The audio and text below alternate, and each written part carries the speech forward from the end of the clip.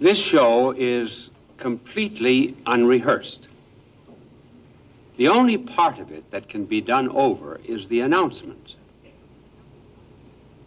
Now, just a couple of minutes ago, we started filming it, and the announcer gave the title. Stop, world, I want to get on. And some woman shrieked at the title, and we had to do it over. I hope it appears that funny to you. I must tell you, first of all, about some things that happened to me. I was preaching not very long ago, and I noticed down in the front pew a mother with a 3 or 4-year-old boy, and she was trying to keep him very quiet. But after I had talked for 15 minutes that must have seemed 15 hours to him, he tugged at his mother's sleeve, and he says, "Mommy, is it really that hard to get to heaven?"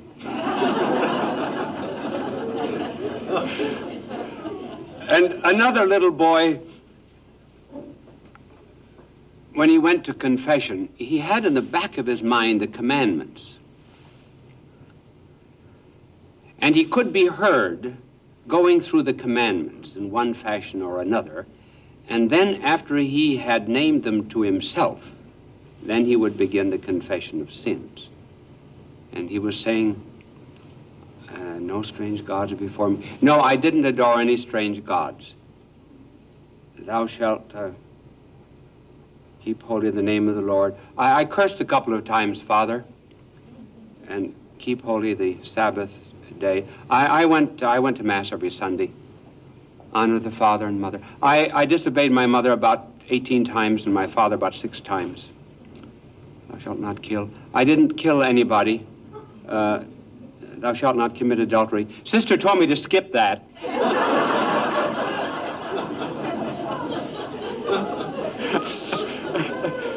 I remember going into one classroom and saying to a little boy, "Tell me what you have to do to get forgiveness of sins." He said, "You have to sin first."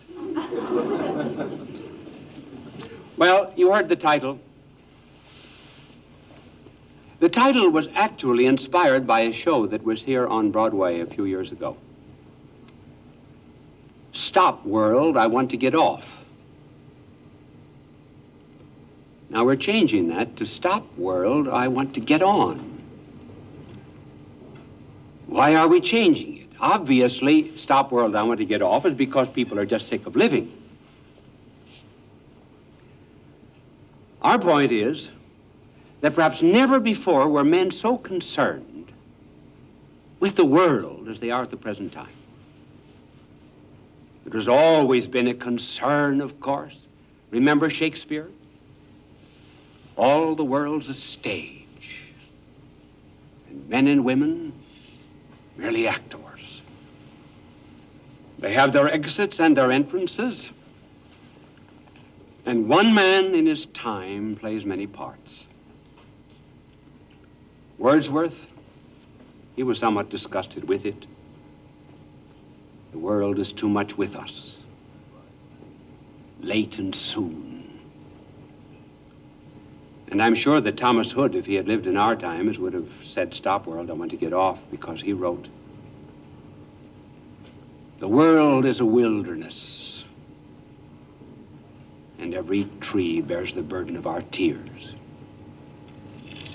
Those are the old views.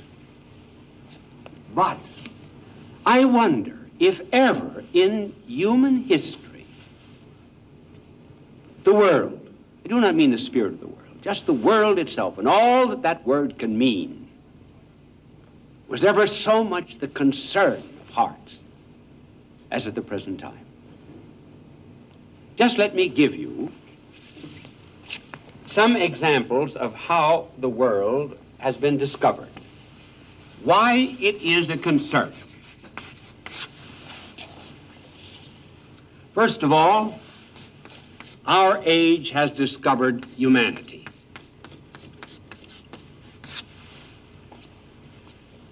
Humanity. The world is one. We're all born of one blood. We're very much concerned about the gap that exists between the rich nations and the poor nations. burdens our consciences, that by the year 2000, according to the UN, it will be necessary for Asia to have 4 times the amount of food it has at the present time. Latin America will have to have 4 times the amount of food as now, and Africa 3 times. So humanity concerns us. Then we have another interest in the world. We have the interest of science, technology. Our knowledge has probably increased more in the last 100 years than it did in, well, all previous history. It almost seems as if to our generation has been given the capacity to unlock all of the secrets of nature. Remember the poet who said, "I drew the bolt of nature's secrecies." One can imagine all the secrets of nature pouring out. So that we live in not just in a world of gadgetry, we live in this beautiful world of technology. And finally, the world has become our concern through what might be called world involvement. In other words, there is a fondness today for doing social work, helping the minorities, bettering the inner city, helping those that are socially disinherited. Young men and women are dedicated today, as they never have been, to all of these social causes. They want to be, as they say, involved in the world. I remember during the council, I was waiting one day for the bus that took us to the council, and I saw a street cleaner in front of the hotel where I was staying, and I went up to him and I said, "How long will you work today?" He said, 12 hours. "What time did you get up?" He said, 4 o'clock this morning. And I said, "What is your duty?" He says, "Nothing but just sweeping the gutters. About a mile of gutters here in Rome." "How much do you earn?" He told me it was really a trivial wage. I said, "Tell me your philosophy of life." And he said, "You're going to the council, aren't you?" "Yes." "You're going to make important decisions for the church and the world." "Yes." He said, "But if I clean my gutters with a greater dedication than you do that work, the Lord is far more pleased with me." That's right. He saw that we have work in the world, and it can be a dedicated and divine and holy work. Now, this is the good side. There's a kind of a bad side to this, too. I'm going to mention it for just a few minutes, and then I'm going to get back again to the good side. This concern with the world is called secularism.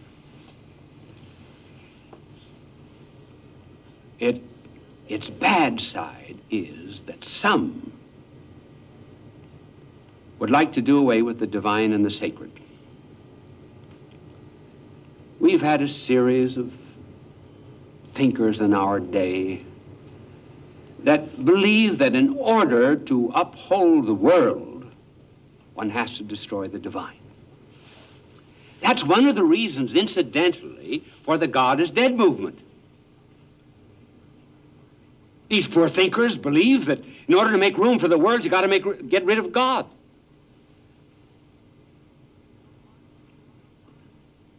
Bultmann says in order to make room for the Christian message, you have to get rid of the historical Christ, practically. And we have the author of Secular City.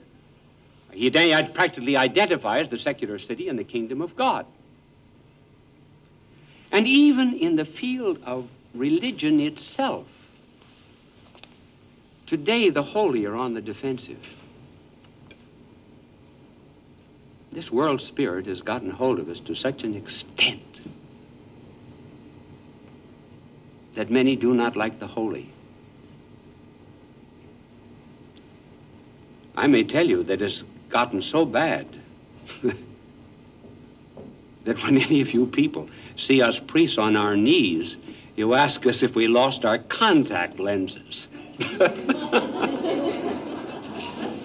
Well, that's enough of that.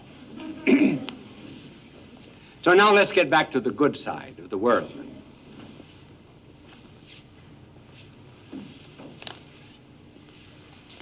These are great ideas. This spirit is magnificent. But who are most responsible for these ideas? Oh, secular-minded men?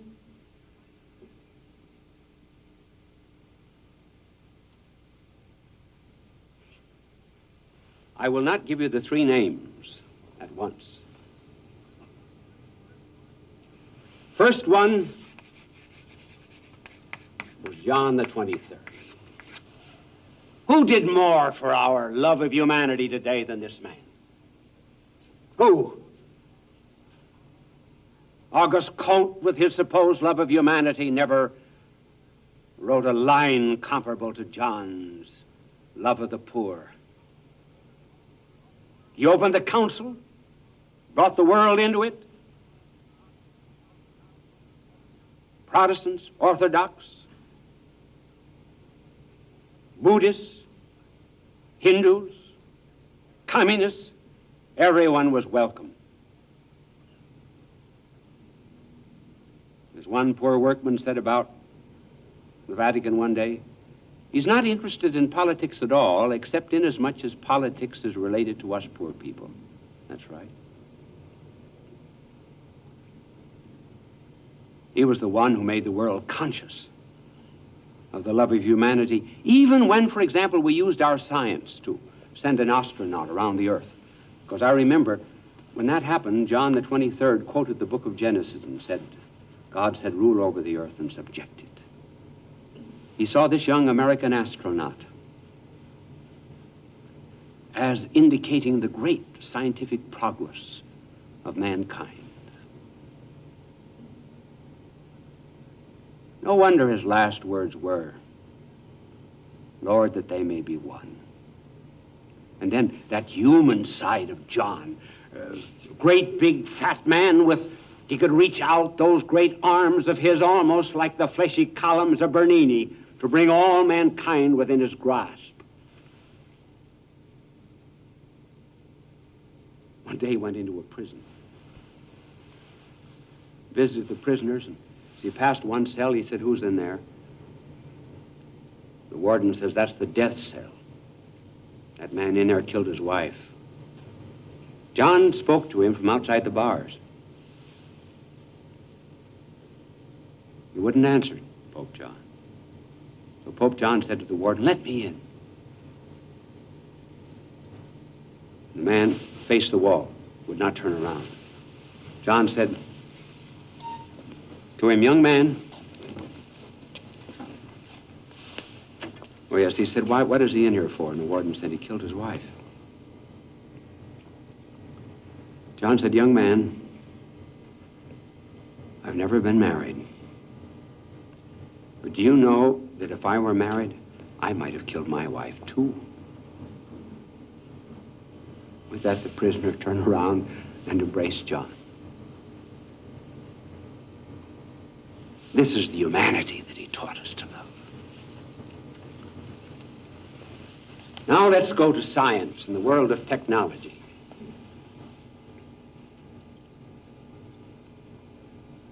Who has done most to elevate the dignity of science, to give it a new view of things? and almost to write a scientific genesis. Who? Teilhard de Chardin.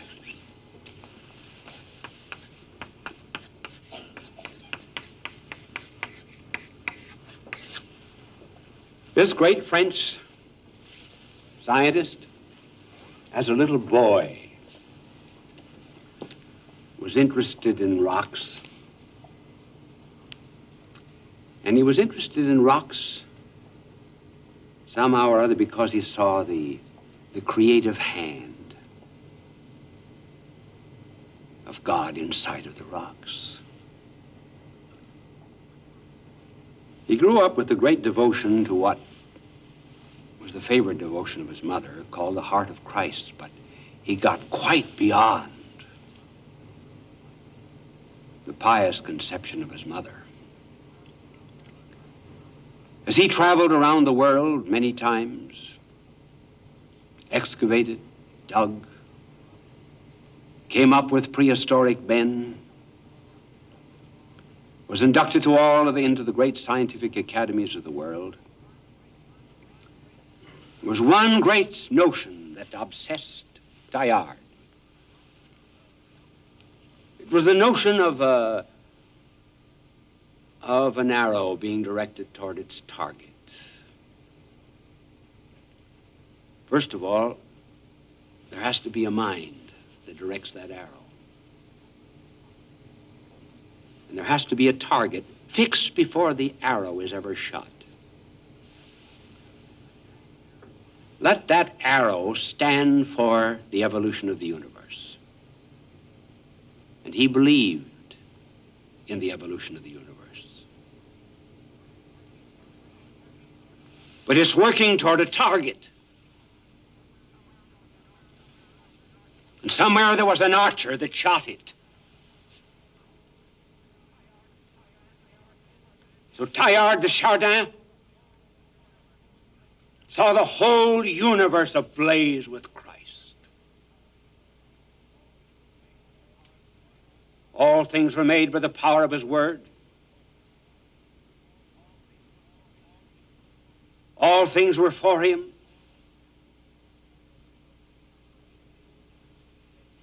And so deeply did this embed itself in the scientific concept of the universe that one day in the Gobi Desert, he could not read Mass. And he wrote this prayer. Since I, your priest, O Lord, have this day neither bread, nor wine, nor altar, I am going to spread my hands over the entire universe and take its immensity as the matter of my sacrifice. Is not the infinite circle of things the ultimate host that will be transformed? Is not the seething crucible wherein mingle and boil up all the operations of living and cosmic substances the chalice of pain that you desire us to sanctify? So let there be repeated again today and tomorrow and forever, until the transformation shall have been exhaustively effected in the divine words, "This is my body." I wish I had other texts. Time, but I have only 4 minutes. To develop the thought of Teilhard, I might someday give his whole theology of science. But here was a man who brought science into the forefront of modern thinking for all men who love the world, because within this cosmos was sacred. And just as John saw Christ in all humanity, here was a man who saw Christ also in everything that was scientific and cosmic. And finally, who gave us world involvement? A Lutheran minister, Dietrich Bonhoeffer.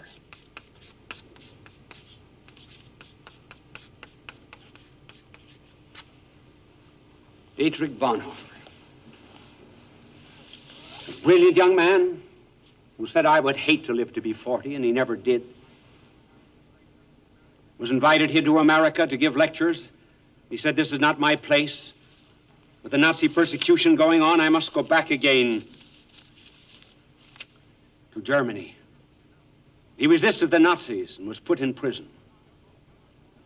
And just as John saw Christ in all humanity, Teilhard de Chardin saw Christ in the cosmos, so Dietrich de Bonhoeffer saw him involved in everything that was worldly, in every kind of social service, in law, in medicine, in everything.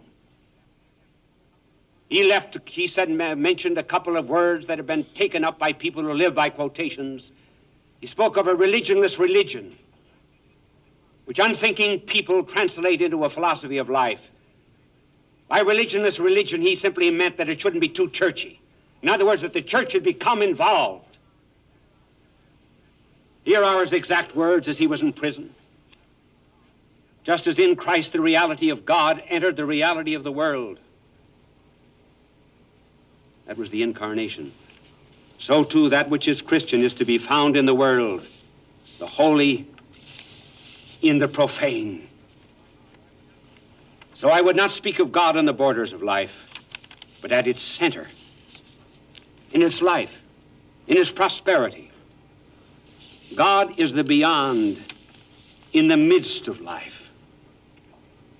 And Christians must participate in the sufferings of Christ in this worldly life. And so he said that you never can look at the world without God, and you never can look at God without the world. This was his notion. And he died for it. And on April the 9th, 1945, the Nazis came. Do I have 20 seconds or a minute and 20? The Nazis came to him and told him that he was to be hanged. The Nazi doctor saw him in his prison cell in prayer. He spent 45 minutes every morning in meditation, 45 minutes every night. He was led to the gallows. The gallows swung 6 o'clock on that April 9th morning, 1945. And the doctor who attended him said, in all of my 40 years of medicine, I have never seen a man so calm, so resigned, and so submissive to the world of God, to the will of God. This was Bonhoeffer, the real Bonhoeffer. And so the world is a great and a good place to live in. But who made it? God is dead men? No, to make room for the world. These are the men who made the world. And the world is worth living in, and the world is worth saving. If I could sing for you after that telecast, I would sing, it's a great, big, wide, wonderful world we live in. Bye now, and God love you.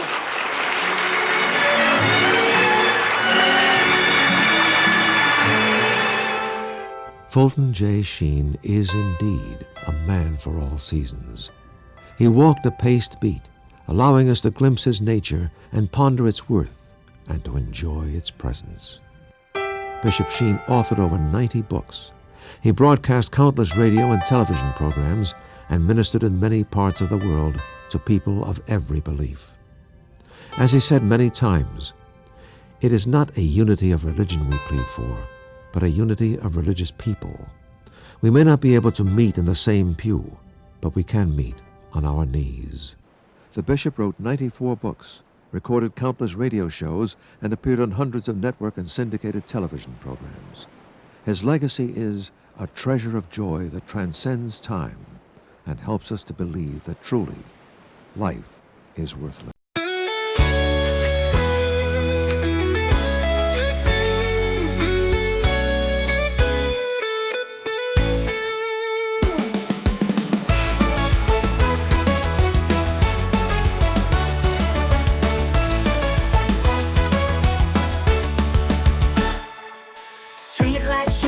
like Michigan's tide. Neon dreams paint the city side by side. Got my boombox thumping, hairspray in the air. Tonight's the night, baby, anything can happen, I swear. He's got eyes like fire, a smile like a summer day. And when he looks at me that way, my heart just starts to sway. He's across the room, but I know what he's thinking. Underneath this disco ball, our hearts are gonna be linking. When he's sitting nice, hearts beating like a drum. Got that magic feeling, something beautiful's begun. He's holding out his hand under the neon glow. Tonight we're gonna rewrite the stars, baby, don't you know? We're cruising down Lakeshore Drive, radio blasting our song. He's holding my hand tight, knows how to treat a girl right all night long. We're young, we're wild, got the whole world at our feet. This feeling's electric, baby, can't you feel the heat? He leans in close, whispers secrets in my ear.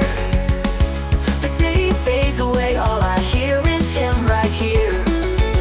Fireworks in my soul, this moment's meant to be.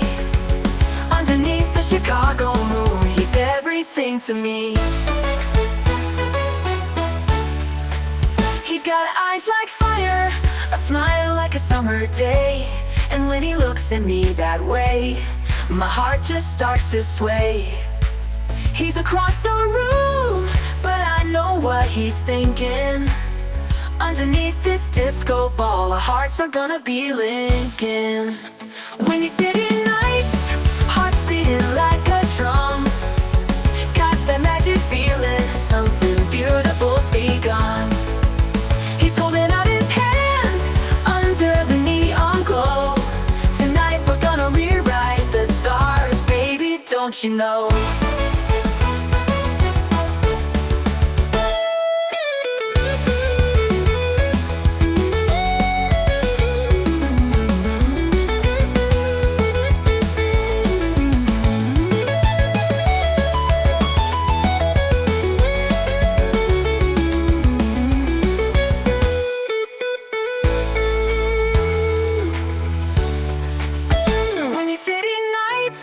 Hearts beating like a drum. Got that magic feeling, something beautiful's begun.